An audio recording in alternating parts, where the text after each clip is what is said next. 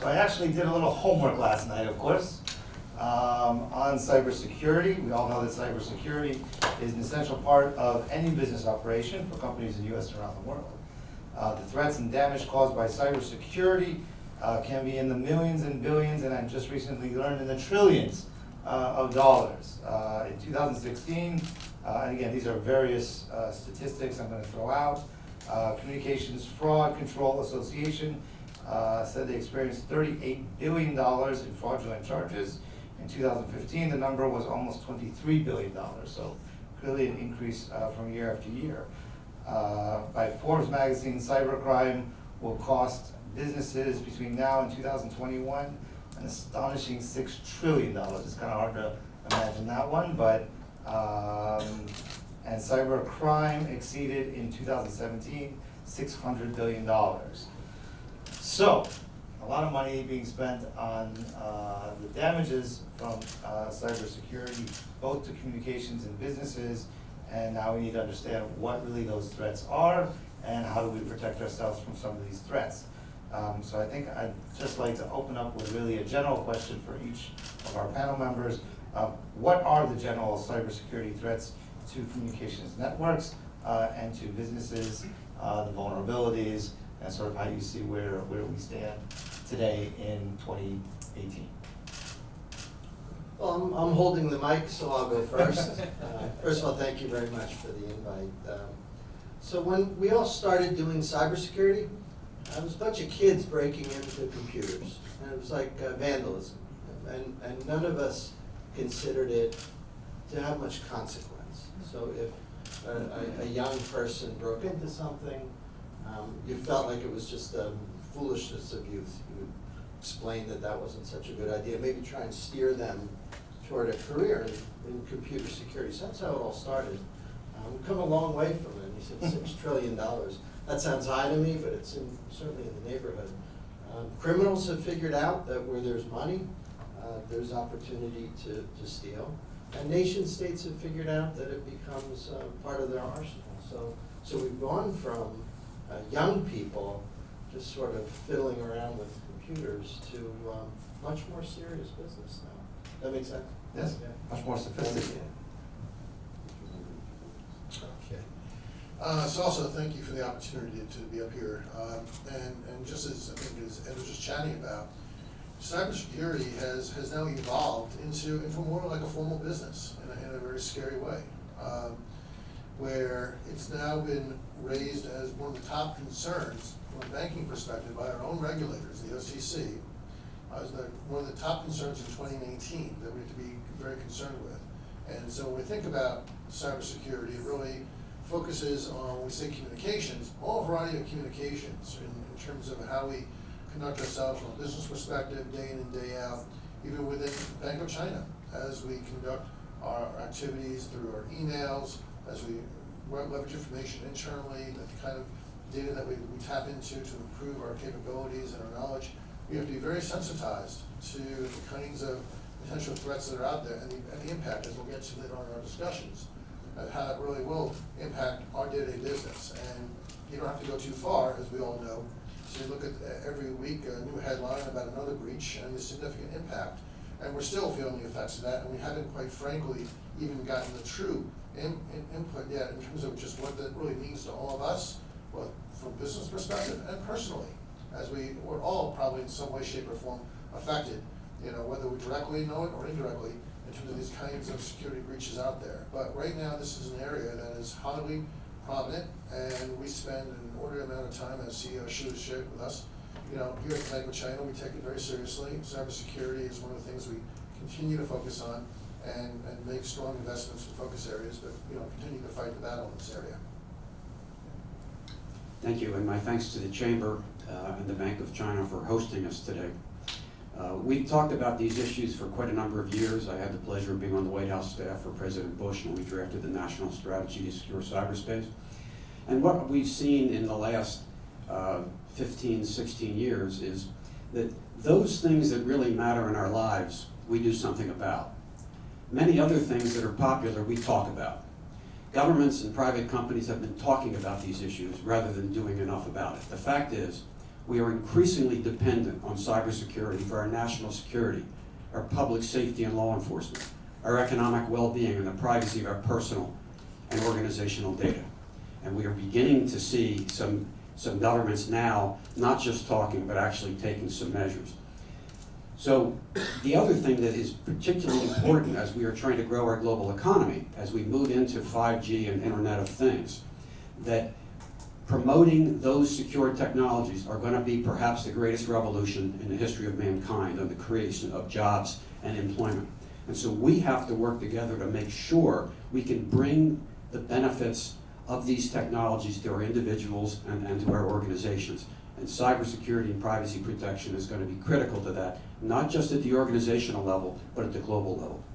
I think I'd like to follow up exactly on that point when it comes to 5G and IoT, which is Internet of Things, which many people may or may not be familiar with, all the different devices that we use in our daily lives, and how that's connected to the internet and different communication systems. What role do you see as between the private sector and the government sector in figuring out how to deal with these threats, how to protect our systems, and going forward? I was following up with you on it, since you went with the Bush administration. Well, I think the importance of internationally recognized standards and best practices, the importance of developing conformance programs so that customers and stakeholders have an objective basis for trust, a transparent and objective basis for trust. The private sector really needs to lead this with some input from the government, and in the areas of 5G and IoT. We see a number of very important standards efforts in 5G, for example. 7 different standards bodies came together for 3GPP to develop the standards, the security framework, the technology requirements. But we have to do that also in terms of a global supply chain level, because we have to make sure that the products and services that go into these technologies have an objective and transparent basis for trust. You know, I think the popular media has done a bad job explaining what 5G is and explaining to an engineer, maybe from an engineering perspective, the difference. Let me see if I can explain it, because there's a big change that comes with 5G that affects cybersecurity. So if you drive around New York City or any large city in any country, you'll find these big buildings. Some of them are windowless here in the city. There's a lot of equipment there, and that's where equipment grew up in the 70s, 80s, 90s, 2000s. And when you think of a telephone network, of a mobile or wireline network, you think equipment, right? Blinking lights, big racks of equipment. You've probably all been on tours of them where you go in and somebody shows you all the equipment. They say, there's our 3G infrastructure, there's our 4G. What's changing with 5G is its software. So this is a very, very big difference. Like if I told you, for example, that Google was adding a capability to their service. Let's say some translation, they translate Spanish to French. You would immediately think in your mind that they wrote software to do that. But if I told you Verizon was adding a capability to translate, say, Spanish to French, you would think they're putting equipment to do that. That's what would go through your mind. 5G changes that. Everything becomes software. So the security challenge is considerable, because you're dealing with software as opposed to hardware. Completely different set of functions, different approach. Arguably, in some cases easier, in most cases I think it will be harder, because when we hack, it's not as easy to hack hardware as it is to hack software. So I keep that in mind. When you hear 5G, you probably think, wow, faster, more services, better video. That's true, but from an engineering, from a cybersecurity perspective, you should think this is the generation of mobility where we go from mostly hardware to mostly software. Does that make sense? It really is a big change. So the vulnerabilities are then going to be even 3 times or 4 times more. They're different. They're different. And Well, think about, you know what a lot of people say, computers are just ones and zeros. Just a bunch of ones and zeros. But when you look at your computer, that's not ones and zeros. It's a movie you're watching, or it's a picture, or a letter to your mother. Well, really, computer science is a series of translations from that to code, from code to object, from object to machine language, from machine language to ones and zeros. It's all these translations. And most of the time, security problems come in that translation process where malware is introduced. Going all software just makes it a different problem. Instead of worrying about translation to hardware, yeah, everything ultimately runs on some computer somewhere, but just more software. I think it's just a different set of problems that have to be dealt with. I'm hoping that we'll do a good job, but it's just different. You have a lot of business owners here in the audience. When we look at, you just mentioned before, the supply chain. How do we actually, what needs to be done, either US, regionally, or globally, to address sort of the cyber risks in terms of the supply chain, for ICT vendors, for buyers, and so forth? How do we address that? So I'll address it a little bit from our business perspective, the things we're doing, from a bank perspective that may certainly correlate, whether you're a business owner or not. I think first off, just to follow a little bit on both what Andy and Eddie were saying, one of the things we're observing is this continued shift toward improving our skills, our technologies like 5G, and that shift, and we observed that shift, by the way, into more of the software itself in terms of, is it more capable to be able to prevent, or at least gives an opportunity to protect more effectively than previously other versions of either software or hardware applications. But one of the things we've really recognized here, at least, is that we've got to focus a lot more on awareness, education, due diligence, our own internal controls that we have to institute to continue to track, monitor potential breaches, malware. And again, what's interesting is the shift into software, which introduces for any business its own set of inherent challenges, because again, you cannot just take for granted any piece of software that you buy or download is going to be safe. And just as strongly as we continue to invest in new technologies, in a 5G, or investing in more sophisticated ways that we can hopefully protect all of our information, and we do have our responsibilities, whether you're bank in China, or if you're own business, you've got to protect your information. We have a responsibility to protect the confidentiality of all of our customer information and our employee information. And the thing that we're recognizing is that as good as we are, you've got a lot of sophisticated hackers out there who will continue to challenge and continue to find ways to exceed the controls that we're still trying to institute right now. So, for us, at least from a business perspective, it's a continual, ongoing, what I'll call, battle to continue to invest, be diligent, don't take things for granted, and never rest in terms of thinking that you're comfortable. Because the second you do, it's time you're going to be in trouble.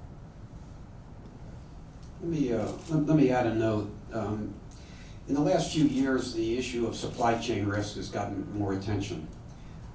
And there's been an emphasis, and I think it's important for kind of the bottom up, that individual organizations need to evaluate the risk from their supply chains. But we also have to look at the situation globally. In the area of ICT, information and communication technologies, we only have a certain number of major vendors. We can't just expect every bank in the world to evaluate all the products, or even every country to set up a program to evaluate all the products. We have to come up with mechanisms, systems, and standards and conformance programs, because the old basis for trust isn't good enough. The fact that, I had lunch with a buddy last week, and so I trust him, that's not good enough. Look at 5G. And I should add an aside, and I had a chance to work with Ed when he was with AT&T and I was at DHS, that, and I don't know Peter or Richard yet, but hope to get to know them. Ed Amoroso is really one of the great cybersecurity experts and teachers in the world in communications, and I'm just so excited to watch the progress of his company, Tag Cyber, and the information they put out there for free that can help organizations better assess and better manage their risk. But look at 5G. Look at the 5G with the Internet of Things. We're talking about creating viral slices of cyberspace with different latency and privacy requirements. So you might have remote surgery, you might have wireless driving, you may have your individual banking, you'll have clean water programs, green agriculture. And so those who are entitled to participate in those viral slices need to be able to do it very quickly. They need to be able to go from one viral slice to the other. And so the issues of how you handle access controls, how you handle making sure you've addressed the risk, how you make sure that the particular person or organization is allowed to be in that viral slice and can quickly move to another one. So the work of 3GPP, but I think the governments and major private companies need to step up globally. And I'll give you an example. Yesterday, the European Union passed some legislation that could be very significant. Most of you are familiar with the European Global Privacy Directive, which non-Europeans participated in to some extent. The world has to participate in this European Union effort. They're going to create a certification program for products. We've got to make sure that or at least try to make sure that the program they come up with can benefit the whole world. Let's come up with some measures to test and evaluate the products. Let's come up with some conformance measures and some standards that give us a basis for trust to know that when we are trying to access the different viral slices of cyberspace, when we're trying to protect the intellectual property of our company, the functioning of our governments and our critical infrastructure, we have an objective and transparent basis on which to have that trust. It brings actually a very good point when you go back into the question of infrastructure, which I wanted to reach upon. What are some of the risk management implications for government and critical information infrastructure networks and systems? Maybe some of the initiatives that have been taken recently that you either worked on or you're familiar with? Sure, I'd be happy to explain. Let me tell you how everyone has set up their network in business and in government, kind of everywhere. Here's what's happened.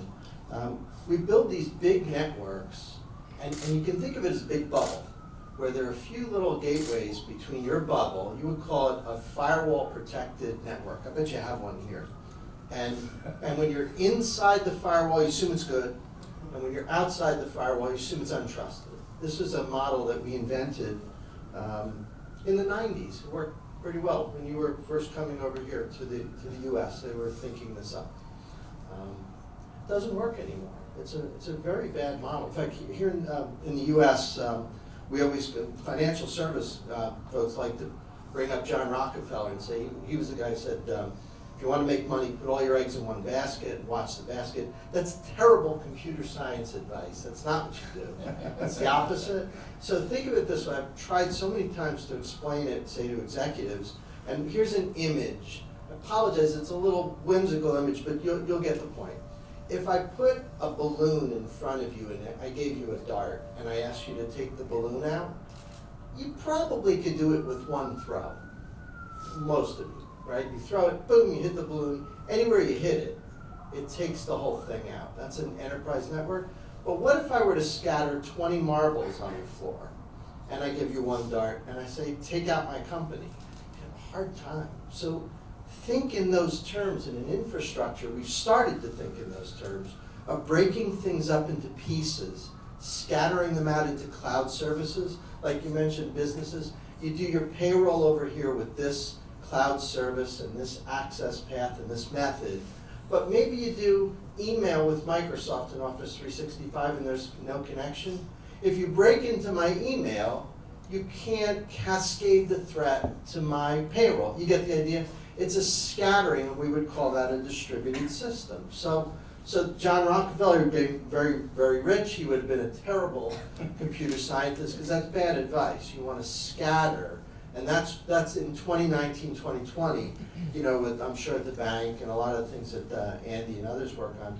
That's the mood in computing now. You break things up, you move it to cloud, you virtualize, and I think it'll make things better. I honestly believe that in the next few years, things will get much better. We'll get to the point where it's more akin to, say, bank robberies. You could probably go an entire year, well, you probably think about it here at the bank, but you can go a whole year without thinking about bank robberies. They do happen, but it's not something that we worry about in our society that often. It's not a top-of-mind issue.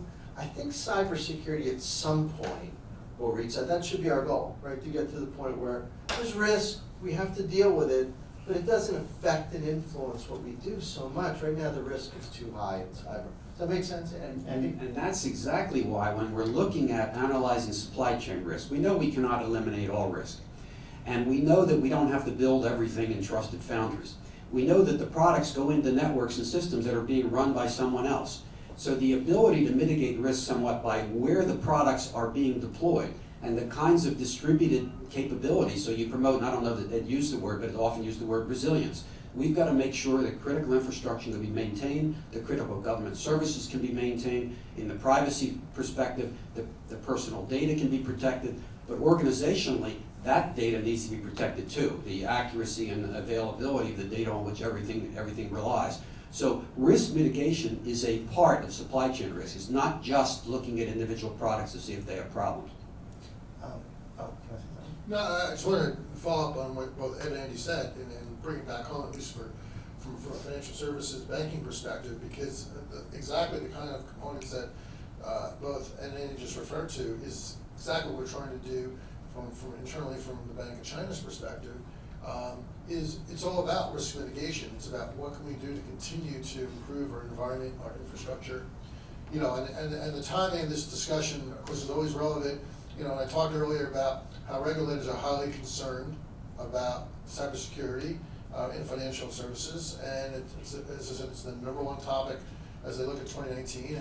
And here at the Bank of China, we will actually go through a cybersecurity regulatory exam starting every year. We have one, and it'll start in January. And just last night, I got a copy of what's referred to as the first day letter from our regulators, which talks about the things they care about. And cyber resiliency is a big part of this. And so it's how can we ensure that we establish the right infrastructure, the environment, one, to protect, but also to recover, and to ensure that we don't, and your example, Ed, was perfect, and Andy as well, in terms of you don't want this thing to break down all at once, or at all for that matter, but certainly install an environment that makes it harder. And hopefully, if it comes through over the years that cybersecurity becomes less of a critical topic, then that's a good thing. And hopefully we're all working toward making that come to life. I'm going to touch on 2 more topics, and I'm going to open it up to the floor, which I think is a good segue into really a question when it comes to testing and training. And I'm sure your firm maybe deals with that, both at a national or local level. But maybe first we'll ask Richard, on a testing and training basis for businesses, for national infrastructure and so forth, I can only assume, and again, we've seen it in the movies, we've seen it on TV, we've seen reports of all the different things, both from a national infrastructure basis, from power to communications and so forth, down to the local businesses. What needs to be done, or what should be done, or what has been done in terms of testing and training for the platforms and the employees? So again, from our perspective, I would say testing and training is probably one of the most critical components that we can continue to introduce to the bank and any organization, quite frankly. Awareness of your environment is essential to really be more effective, to really either just get an identification or potential awareness that there may be some potential exposure from a cyber threat. You know, look at your emails, look how many, quote, spam emails you get, and of course the whole concept of phishing, right, where practically almost half of the cyber malware threats come across through phishing. And so here at the bank, we take that very seriously. We go through a series of social engineering testings, simulations, a lot of education and awareness, and you can never have enough. But you know, the other thing we have to be very sensitized to is, you know, a lot of the potential risk and exposures for organizations comes from within the company itself, from the employees. And so you have to be very concerned about those behaviors and watch that. And so again, instituting the right kinds of oversight, the monitoring, all of the things you need to do to continue to be aware of these behaviors, any anomalous potential behaviors, is something you just have to watch for and be very, very prudent around. So, you know, for us, it's a continued area of focus. It's also one of the top areas, again, when the regulators come in, they're always asking me, what are we doing to continue to improve the awareness, the education, the training, the testing that we have to do, and we're continuing to do all of those aspects, because again, I think it's not just one organization, although we lead it, it's the entire population of our employees who have to be very sensitized to this area and become more comfortable and knowledgeable about what's happening around their space, whether they're contributing to it directly or indirectly. They have to be much more cognizant of the fact that these things are happening, and any one simple mistake could lead to a big problem. So on the issue of training, let me tell you a story. So my parents are in their 80s. So they need help with technology all the time, every minute. And I had two very different experiences, one with my mom, one with my dad. I would tell you about them. Start with my dad. They bought a new TV and he had the clicker. And my dad said, he asked a very profound question. He said, can I break this TV with the clicker? Not, you get confused, but can I break something? And I thought about it and said, I don't think you can, right?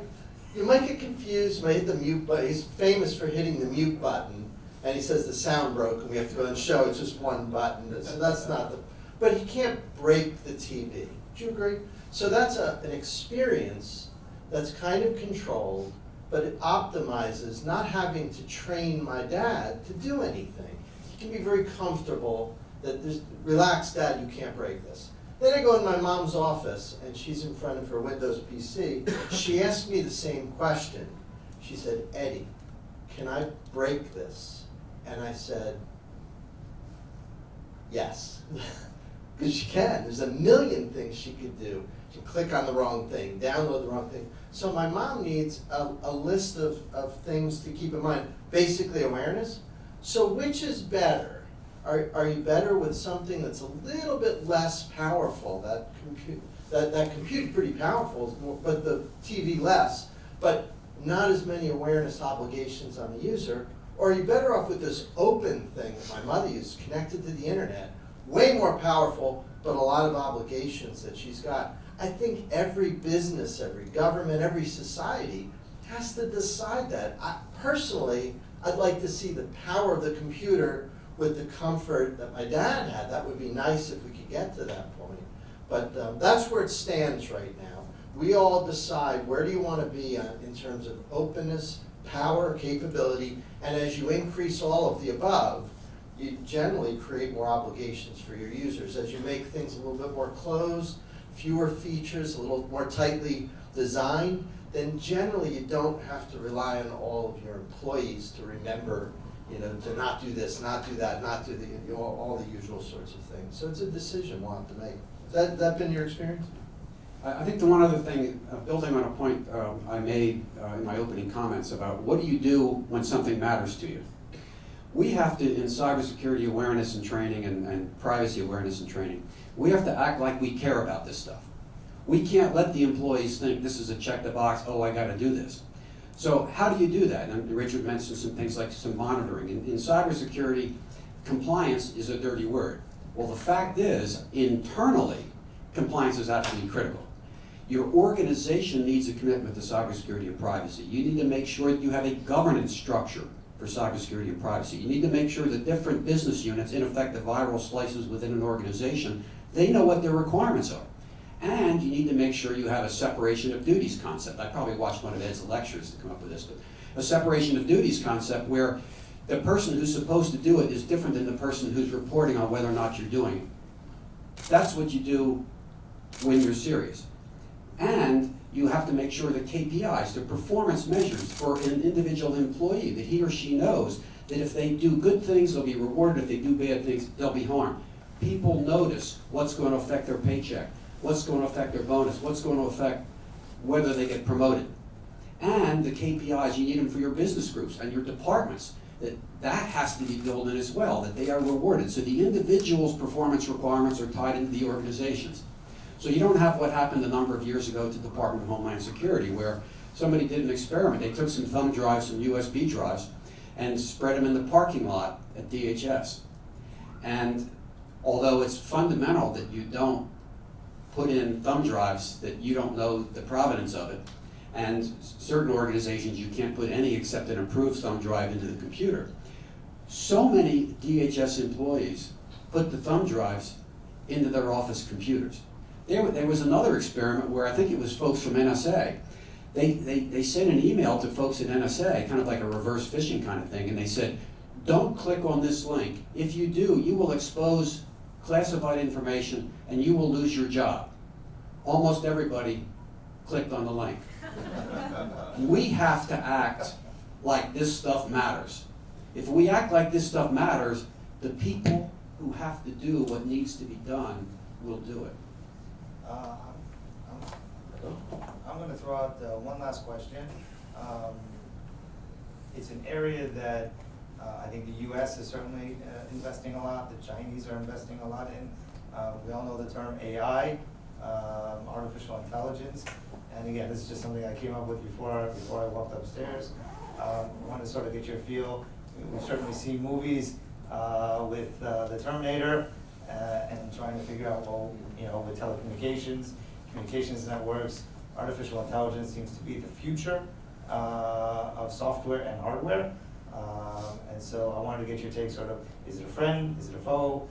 How is it being used right now in terms of assessing and resolving cybersecurity issues? So here's the way to think of artificial intelligence. First of all, computer science, which is rapidly becoming essential in any education, regardless of what you study. You need to know something about computer science. Is still trying to become a science. So if you have to call yourself a science, you aren't one, by the way. So biology, chemistry, geology, sciences. Political science, I'm not sure. Computer science, still not. But in the process of becoming a science, what has to happen is you have to throw out the stuff that's nonsense. So for example, when chemistry was a bunch of potions and things, and then chemistry came out of it, what did we throw out of it, do you know? Alchemy, right? The alchemy went, we kept chemistry. Or mathematics, when playing with numbers, we keep mathematics, we throw out numerology. Or astronomy, as we're studying the heavens, we keep the mapping and understanding and doing the geometry of the heavens, we throw out astrology. So there's all this nonsense that gets thrown out of science, and it's always creating life, predicting the future, doing magic, and arguably there's a piece of artificial intelligence that's that, this idea that humanoid sentient beings will be created from machines is ridiculous. That will get thrown out, but what will be kept is basic machine learning that we use for voice and for pattern recognition, and now for cybersecurity. So I know both China and US, the university level, I teach here at NYU. There's a big team that focuses on AI and cybersecurity.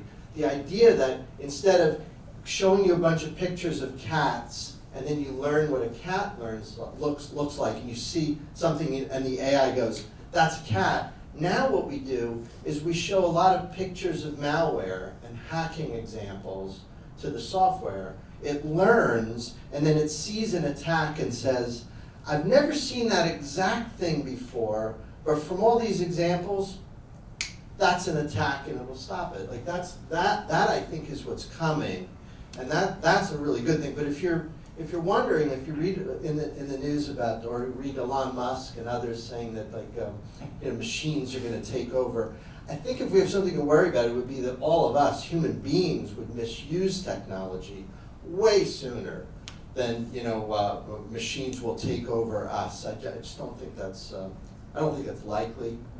But do you guys agree? Machine learning is certainly a lot of advances there.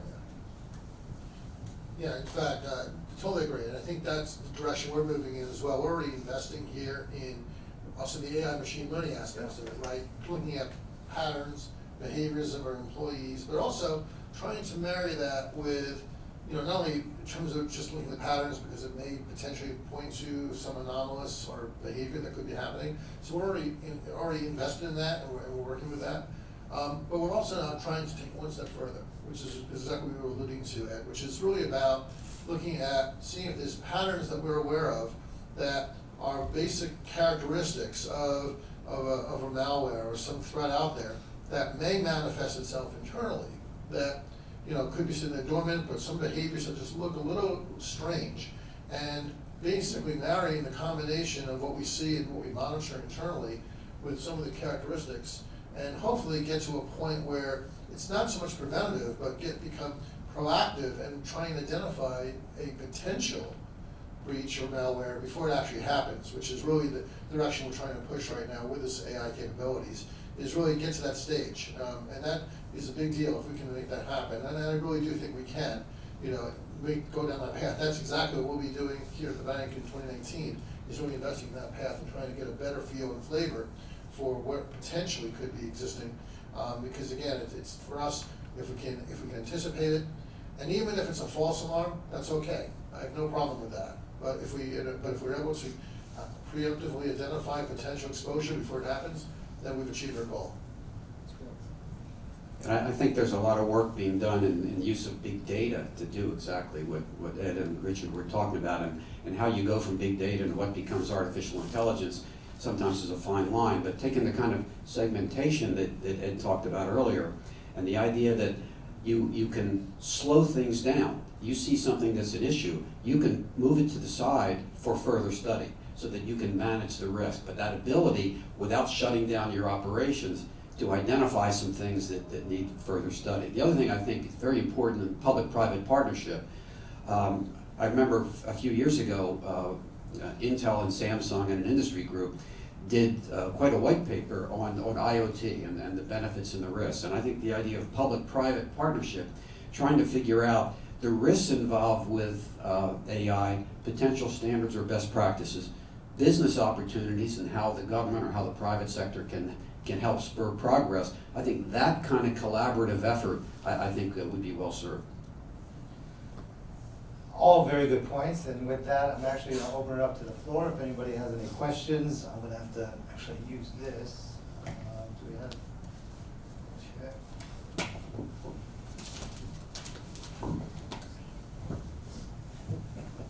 We're short one microphone today.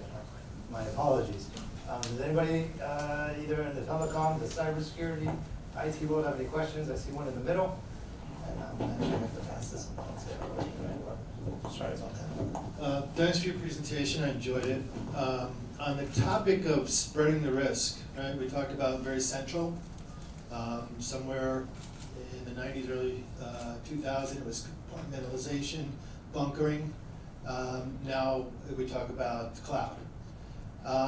But my regulators say, when I move out to those third parties, I have to be responsible for what they do and how they use my information, protect my information. And then when I try to survey them, a lot of them go, what do you mean? Nobody's ever asked me that before. Or they say, well, I don't have a SOC report, I do have a SOC report. It reflects the services that I want to deliver to you. It doesn't reflect the services I want to deliver to you. I can't tell the business not to do something like that because of the value chain. So can you expand on that conversation a little bit? Maybe best practices as you see them evolving, contracts, how do you get people to agree to something they don't want to agree to? How do you escape, well, you didn't put that in the contract, so we're not responsible, those types of things. So first of all, great question. The cloud services that you would probably care about and want to use have made a lot of progress in the last couple of years. It seems like Amazon has 10 new features an hour lately. So I think anything that might have been said even 6 months ago about SOC 2s, and these are compliances. This is where the cloud service submits to a team coming in, reviewing their operation, looking at their documentation, getting a general sense that they're being responsible in the way they're handling your cloud service, and then they get to hang something on the wall for about a year, and then they come back the next year, and on. Most of them have that kind of stuff now. The second thing is, except for the absolute tip of the spear, meaning the top 10 or 15 companies, so let's say you're Apple or you're IBM or really great technology firms, everyone else probably can't do as good a job as Microsoft, Amazon, Oracle, and others in protecting data. They just can't. There's too much to do. There's too many vendors to deal with. There's too much complexity. All the machine learning we talked about, a medium or small size business can't do that. So I would say if you have suppliers, for example, that log into your portal to do work for you, that's all the big famous credential hacks where third parties coming in. Guess what? To them, you are the cloud. Right? They're coming to you over the internet, logging into your service, providing credentials, and using something and then going home. You are the cloud. So a question to ask is, as you look in the mirror, am I better at doing that than, for example, Microsoft? If you really believe that, then go for it. Set up your own thing and do it. If you're not, then why not let them do it, right? And I think that most regulators and auditors are coming around to that recognition that that is a very practical, very sensible conclusion to draw if you're running a business. Does that make sense to everyone? I mean, if someone can do something better than you, if you're starting a business, let's say you want to make shoes and sell them, you say, well, let's see, we're going to collect some money from these shoes. Let's start a bank so that we can keep our money in our own. It was absurd, it was a ridiculous proposition. You go to a bank and you put your money there. Well, why would you say, well, I sell shoes, so the first thing I need is a data center. So we make shoes, but most shoe companies have a data center now, so it's a little odd situation. I think eventually we'll get to a more logical arrangement where everybody does what they do best. And I think that the cloud companies are getting so much better at this that I think we're all going to be very comfortable putting things there, encrypting certainly, trusting but verifying certainly, overseeing certainly, demanding documentation certainly, testing, all the things you would normally do. But why run a data center when I can get one that's managed better? Does that make sense to you guys? Do you agree? Anything to add? Yeah. So I tend to be one of those that subscribe to a little bit more to the risk-averse side from the financial services industry, typically, which it tends to be a lot more conservative in the embracing of cloud services. Although I have absolutely seen, talking to my peers, more of the evolution toward utilization of cloud, and I agree with that. You're a very big company as well. Yeah, and certainly, I would also acknowledge that the controls in the cloud environment have absolutely improved. And so it's not that, you're putting yourself out there into an exposure point of view, but I think what we try and do, first off, is we don't use the cloud services yet, but it's something we potentially, if it comes up, could entertain. But we do work with third parties who on their own, either, in a sense, on their own use cloud services. And so part of our due diligence is we spend a lot of time working with those third parties, both in terms of as we analyze a lot of their we'll call their stock information, which means their controls that they institute, but also going through the process of ensuring as we write contracts and we talk about all the due diligence and controls that we have to have visibility and comfort that any information that they are maintaining on behalf of Bank of China is exactly secure and maintained in the same way we do it internally here, and we ensure that in the write-ups of the contracts that we have those provisions established in place to do periodic reviews. And of course, if it's any vendor a third-party vendor that touches our data, they are immediately jumped up to our most critical vendor, which means every year we're going through a deep review with them from a third-party perspective, and also put the rights and provisions in our contracts about certain controls that we establish. And if they don't adhere to that, then we're not going to do business with that third party. You mentioned contracts, and I want to make a couple points about that. I think the most underutilized thing that can benefit us in cybersecurity is the failure to use risk-informed procurement requirements. The most important thing to providers of goods and services is to be able to sell those goods and services. Not enough customers have risk-informed procurement requirements. So we need to work together, particularly in sectors, because individual organizations, the Bank of China's an exception for most, maybe for cloud as well, but like-minded buyers to come together to come up with recommended procurement requirements. So ICT providers like us, they should have a recommended set of things that we promise to do and that we promise to do by contract. Of course, the individual buyer could add to those best practices, but the US government's been working for 15 or 16 years to try to come up with very good risk-informed procurement requirements for cybersecurity, and basically has failed miserably. I think this year they're starting to get more serious about that. There are other things you can do in contracts. There are things that you can do, and DHS did a perfect example of this with a very important contract they issued, where they wanted the suppliers of the services to certify that they had evaluated their products, looking for the most significant vulnerabilities. The most informed customers that we have in the world ask us to put in our contracts that we have used similar tools to evaluate, looking for the most serious vulnerabilities. You can't afford to eliminate all vulnerabilities, and that we've alleviated those before deployment, and that we will deploy best practices, vulnerability sharing, responsible disclosure afterwards to do testing of patches and to do fixes. So those kinds of contract requirements, we need to encourage those more, because if, for example, financial services would say to all the ICT providers, best practices are that you will do this kinds of testing. The banks may do it in addition to that, but we need to use the pressure and the leverage of purchasing power to drive more secure products and services. I think we have time for one more question. I see a hand raised over here. Hello. Yes, my name is Jiang. I used to work for Oracle, so I know the security and the cybersecurity issues kind of the most very common and very sensitive.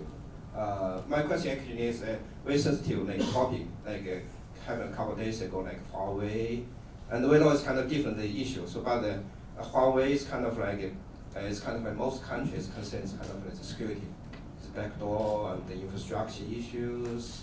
I don't think it's kind of like Cisco or Apple, they want their backdoor open to any agents. I think similar to Huawei. So anyway, I'm trying to say what's your take in this kind of issues. Right now, obviously is talked about by a lot of countries. Huawei expert. That's right. It's a pretty general question, so I'll respond accordingly. I think the leading experts in cybersecurity in the United States government believe that the government and private companies need to do a better job of assessing the risk from all suppliers.